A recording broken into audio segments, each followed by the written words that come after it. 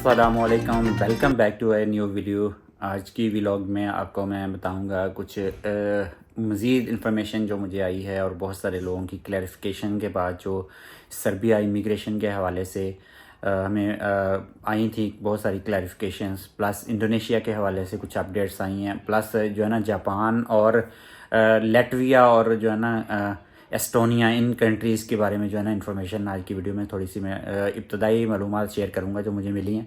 Video शुरू करने से पहले आप लोगों से रिक्वेस्ट होती है कि जो लोग नए हैं हमारे चैनल पे वो हमारे चैनल को लाइक, शेयर और सब्सक्राइब कर दिया करें। और जो है ना विदाउट सब्सक्राइबिंग अभी भी ऑलमोस्ट सारे लोग 95% लोग अभी भी स्टिल जो है ना विदाउट सब्सक्राइबिंग चैनल जो है ना वो वॉच करते हैं। तो उसका जो है ना आप लोगों को शायद कुछ ना कुछ इन्फॉर्मेशन मिलती हो, लेकिन हमें कोई फ़ायदा नहीं होता उसका। तो ये रिक्वेस्ट है आप लोगों से, एक हम्बल रिक्वेस्ट है कि प्लीज़ हमारे चैनल को लाइक, शेयर और सब्सक्राइब लाजमी कर दिया करें।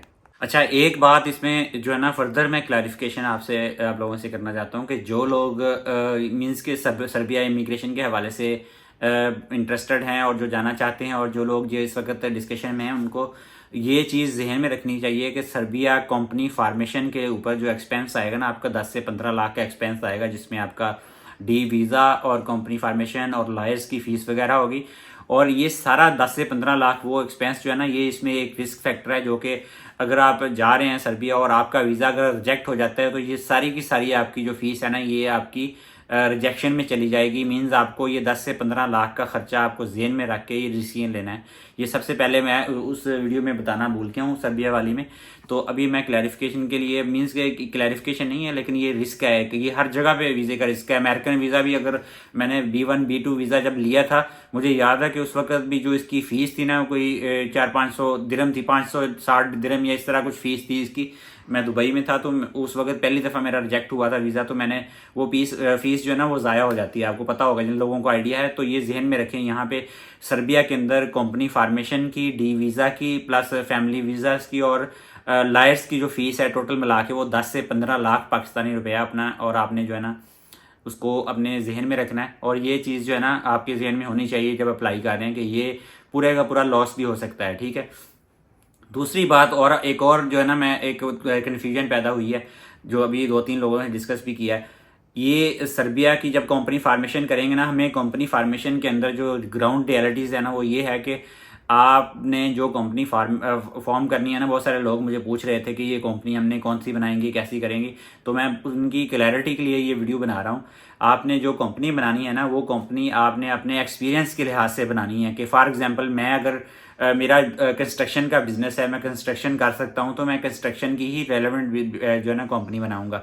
अगर आप यहाँ पे आपकी शॉप है, कोई मैकेनिक यानी कि किसी वर्कशॉप है आपकी, या आप सिविल का काम करते हैं या वर्कशॉप है, आप वर्कशॉप जाके वहाँ पे सब्जी, दही, दूध की दुकान नहीं खोल सकते। वो आपको जो है ना फौरन आपका प्रीवियस हिस्ट्री देखेंगे कि आपका वर्क एक्सपीरियंस कैसा है, ठीक है। वो मीन्स कि आपको अपनी वर्क एक्सपीरियंस की हिस्ट्री उनके साथ शेयर करनी होगी। और वहाँ पे क्योंकि हमारे जो ना इंडिया, पाकिस्तान और बांग्लादेश के लोग जो ना मोस्टली उसको सर्बिया को एज ए डंकी या डोंकी पॉइंट ही यूज़ करते हैं। वो जाते हैं वहाँ से शिफ्ट लगाते हैं, आगे यूरोप शिफ्ट हो जाते हैं। तो इस चीज़ को अवॉइड करने के लिए उनकी जो पुलिस है ना, वो इस वक्त बहुत ज़्यादा एक्टिव है और वो आपको मॉनिटर करती है। वो आप एक टाइम फ्रेम देंगे कि जब आपको फॉर एग्जांपल आपका वीज़ा ग्रांट होने के बाद की बता रहा हूँ कि वीज़ा ग्रांट होने के बाद जब आपका प्रोसेस स्टार्ट हो जाएगा, तो आपको वो एक पूरा जो है ना आपने फ्रेमवर्क बना के देना आपने, यानी कि अपने बिजनेस का जो ना प्लान देना है आपने कि आप कब तक अपनी कंपनी के अंदर जो है ना आप मींस के उसका थ्योरेटिकल वर्क पहले आपने पूरा पोर्टफोलियो बना के देना कि आप किस तरीके से काम करेंगे। मींस बिजनेस प्लान आपने जमा करवाना है वहाँ पे। अपने जाएंगे ना वहाँ पे, वो 3 से 6 महीने के टाइम के अंदर आपने एक बिजनेस प्लान जमा कराना, जहाँ जो कि आप बना के उनको बताएंगे, जिसमें कि आप क्या बिजनेस स्टार्ट करने वाले हैं और कितने महीनों के बाद आप जो है ना कंपनी के अंदर ऑफिस, जो वर्चुअल ऑफिस की बजाय आप एक्चुअल ऑफिस खोलेंगे। उस ऑफिस में आप टीम मोबिलाइज करनी है या जो वर्कफोर्स या कोई आपने कैपेक्स इन्वेस्टमेंट करनी है, क्या क्या चीज़ें उसमें मंगवानी है, वो सारी चीज़ें आप बताएंगे उनको और वर्क पेपर्स में भी। और वो उनकी पुलिस जो है इस वक्त बहुत ज़्यादा सस्पिशियस फील करती है और वो आपको मॉनिटर भी करेगी। ये नहीं है कि आप वहाँ पे कंस्ट्रक्शन का बिजनेस शो करवा के वहाँ पे ग्रोसरी खोल लेंगे। आपका जो आपको वीज़ा मिलेगा ना, जिस कैटेगरी का, फॉर एग्जांपल आपने अप्लाई किया, आपने कंपनी फार्मेशन की और कंपनी फार्मेशन ने आपने बताया कि आपने सिविल कंस्ट्रक्शन का काम करना है। ये मैं जस्ट एग्जांपल के लिए बता रहा हूँ।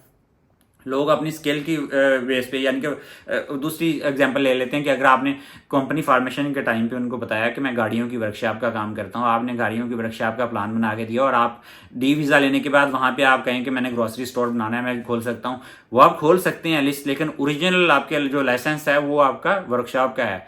आप वर्कशॉप खोलेंगे, नहीं तो उस कंपनी के अंदर एक और कंपनी फॉर्मेशन बनाएंगे और उसका जो कंपनी जो है ना फॉर्म करेंगे उसका भी एक्सपेंस है, उसका भी एक अच्छा खासा ठीक ठाक एक्सपेंस है। कंपनी के अंदर उसकी ब्रांच खोलेंगे, उस ब्रांच के अंदर आप जाके ग्रोसरी वाली जो प्रोडक्ट है वो लॉन्च कर सकते हैं, ग्रोसरी स्टोर बना सकते हैं, लेकिन डायरेक्ट जो चीज़ का आपका वीज़ा है आप उसी चीज़ की ब्रांच खोल सकते हैं।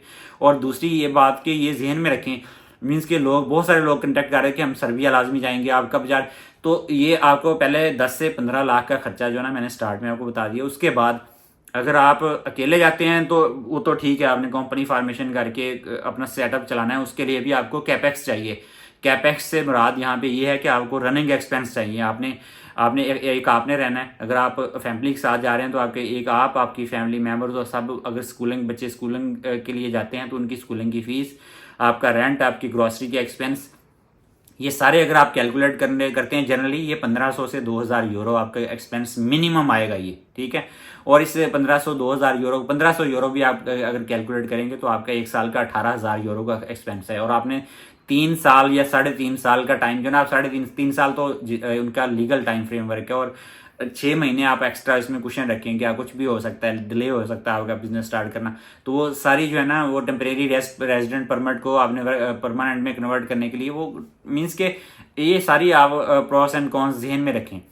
तो आपने जो उस वक्त आपको रनिंग कैपेक्स चाहिए आपको 18,000 यूरो का ईयरली, आपको अगर आप कहीं नहीं जा रहे, अगर आपने पाकिस्तान मूव होना है, चक्कर लगाना है, बीच में कोई ऐसी खुशी खुशी गमी में आप भूल जाएं कि आपने आना है, लेकिन आपने अगर वो रखना है तो वो एक्स्ट्रा एक्सपेंस है, ठीक है। ये 18,000 यूरो या 20,000 यूरो इसको आप अप्रोक्सीमेट करेंगे तो ये आपके तकरीबन 20,000 यूरो जो है ना 3 साल का 60,000 यूरो आपको ये कैपेक्स चाहिए। अगर आप वहाँ पे जाके प्रॉपर बिजनेस नहीं करते तो अपनी फैमिली को, अपने चीज़ों को मैनेज करने के लिए आपको 50 to 60,000 यूरो आपको 3 साल के अरसे में चाहिए, हर सूरत चाहिए।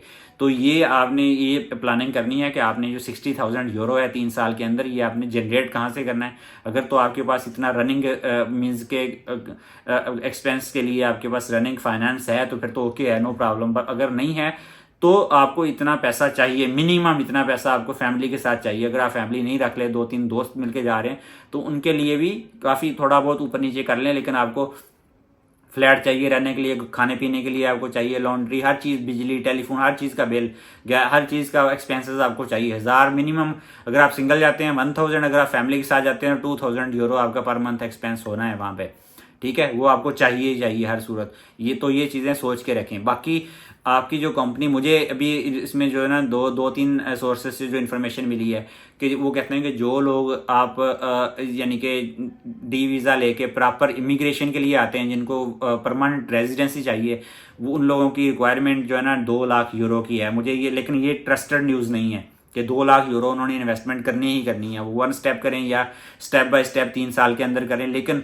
ये ट्रस्टेड न्यूज़ बिल्कुल नहीं है। मुझे इसकी जो है ना थर्ड पार्टी से या उनके ऑफिशियल लोगों से वेरीफाई नहीं हो सकती, ये हो नहीं सकी। ये सिर्फ लोगों ने वेरीफाई किया कि ये इतनी अमाउंट चाहिए।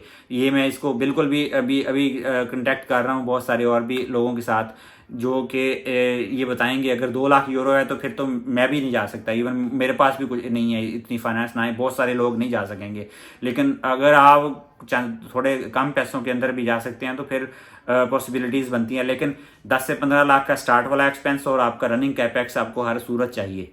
मैं बार बार इसलिए रिपीट करता हूँ कि बहुत सारे लोग जो है वीडियो को फास्ट फॉरवर्ड करके देख लेते हैं, उसके बाद फिर वो पर्सनल मैसेज भेज रहे होते हैं इंस्टाग्राम पे आगे पीछे कि भाई ये क्या करना है, वो क्या करना है। तो इसलिए मैं इसको 2-3 दफ़ा रिपीट करता हूँ कि आप लोग ध्यान से सुने कि 10 से 15 लाख का स्टार्ट का एक्सपेंस और रनिंग फाइनेंस आपको चाहिए। रनिंग फाइनेंस मींस कि आपने घर के अखराजात के लिए जो मंथली आपकी ग्रॉसरी होनी है, टेलीफोन, बिजली, पानी, गैस के बिल जाने हैं, रेंट जाना है फ्लैट का, वो सारे एक्सपेंस आपके पास होने चाहिए। या आपका जो बिजनेस है वो आपने इस लेवल तक सेटअप कर लिया है कि आप उससे कवर कर सकते हैं, ठीक है। ये और ओवरऑल जो 2 लाख यूरो वाली है ये भी ट्रस्टेड बात नहीं है, लेकिन ये पता चली है कि जो लोग परमानेंट ये कोई डॉक्यूमेंटेड न्यूज़ नहीं है, लेकिन उन्होंने बताया कि सिर्फ उन्होंने ये एशियंस लोगों पे रखी है, पाकिस्तानी, इंडियन, बांग्लादेशी पे, क्योंकि ये लोग जाके वहाँ पे जो है ना आगे स्टेप मारने की कोशिश करते हैं। बाकी जो यूरोपियन लोग हैं वो तो वैसे आगे अपना रजिस्ट्रेशन करवा के कंपनी ओपन कर सकते हैं। दूसरी ये है कि जो एस्टोनिया के बारे में मैंने जो है ना अभी रिसेंटली ईमेल उनकी जो है ना ऑफिशियल इमिग्रेशन बंदों को भेजी है, अभी ईमेल जो है ना मुझे मिला था, तो मैंने उसमें जो है ना उनसे पूछा, वहाँ पे भी जो है ना काफ़ी अच्छी फेवरेबल कंडीशंस हैं एस्टोनिया के अंदर। एस्टोनिया लोगों को जिनको नहीं पता, लेटविया और एस्टोनिया दोनों यूरोपीय यूनियन के कंट्रीज़ हैं, ये यूरोप EU के जो है ना पार्टनर स्टेट्स हैं। तो एस्टोनिया जो है ना वहाँ पे भी जो है ना इसी टाइप की इमिग्रेशन है। उसकी एग्जैक्ट डिटेल में आप लोगों के साथ अभी शेयर नहीं कर सकता, क्योंकि मैं वेट करूँगा कि उनकी ऑफिशियल मेरे पास कोई डॉक्यूमेंटेड आ जाए। वो भी एक अच्छा कंट्री है, मीन्स लेटविया और एस्टोनिया, ये यूरोप के अंदर, रशिया और यूरोप के बॉर्डर के कंट्रीज़ हैं। तो यहाँ पे जो है ना बहुत अच्छा बिजनेस क्लाइमेट है, आप वहाँ पे बिजनेस कर सकते हैं। एटमॉस्फेयर तो पूरे यूरोप का आपको पता ठंडा ही है, लेकिन ये है कि ये अभी जो फॉरेन इन्वेस्टर्स हैं उनको बहुत ज़्यादा जो है ना ये अपने मुल्क के अंदर जो लेके आने की कोशिश कर रहे हैं, इन्वेस्टमेंट को जो है ना अट्रैक्शन दे रहे हैं लोगों को वीज़ा की। तो वहाँ पे भी आपको इन्वेस्टर वीज़ा मिल सकता है, कंपनी फॉर्मेशन करके आप वहाँ पे भी कर सकते हैं। लेकिन उसकी आने वाली वीडियोस के अंदर जो है ना मैं उसकी डिटेल दूंगा कि वो एग्जैक्ट क्या रिक्वायरमेंट है उसके लिए। बाकी जापान के अंदर जो है ना मुझे इन्फॉर्मेशन मिली है अभी जापान, लेकिन जापान का मैंने इसलिए शेयर नहीं किया डिटेल में कि वो गाड़ियों से रिलेटेड मोस्टली जो है ना वहाँ पे काम है। आपको पता जापान दुनिया का पहले नंबर 1 था, अभी तो नंबर 2 हो गया, क्योंकि नंबर 1 इंडिया हो गया अभी एक्सपोर्टर, तो दुनिया का नंबर 2 एक्सपोर्टर है जापान। वहाँ तो गाड़ियाँ ही बनती हैं, उनके मैक्सिमम रेवेन्यू गाड़ियों से, और बाकी भी बहुत सारी चीज़ें, डेवलप कंट्री है।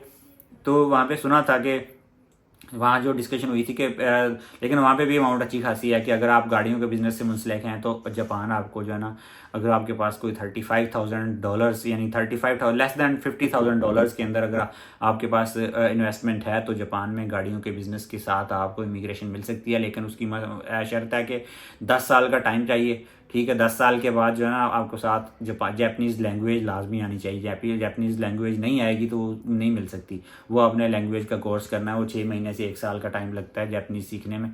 तो वहाँ पे भी अपॉर्चुनिटीज मीन्स के हो सकती है।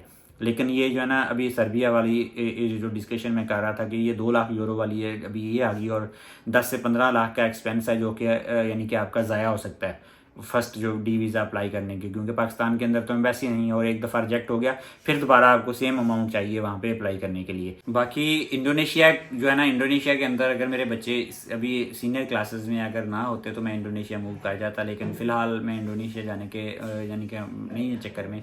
अगर हम जाएंगे भी तो हो सकता है 2-4 साल वेट करके इंडोनेशिया में मोबिलाइज हों, क्योंकि बच्चे फिर किसी और कंट्री में भेजेंगे और हम लोग जो है ना इंडोनेशिया मूव हो जाएंगे। बाकी अभी मुझे समझ नहीं आ रही, क्योंकि इंडोनेशिया में एक तो वेजेस बहुत लो है, आप जॉब नहीं कर सकते, वहाँ पे बिजनेस ही सिर्फ कर सकते हैं। वहाँ पे 1 जून तक पाकिस्तानी 18,000, 19,000, 20,000 पे आपको आम लेबर मिल जाती है। तो किसी भी किस्म का आपने बिजनेस करना है तो लेबर सस्ती है, और आप लोग जाके इन्वेस्टर वीज़ा पे आप इन्वेस्टमेंट करेंगे, वहाँ के बंदे हायर करेंगे और काम करवा सकते हैं। लेकिन बच्चों की एजुकेशन का इशू है, वरना Indonesia is the best country. जो अभी तक हमने जितनी भी मालूमात ली हैं उसमें इंडोनेशिया इस वक्त सबसे बेस्ट कंट्री मुझे लगा है।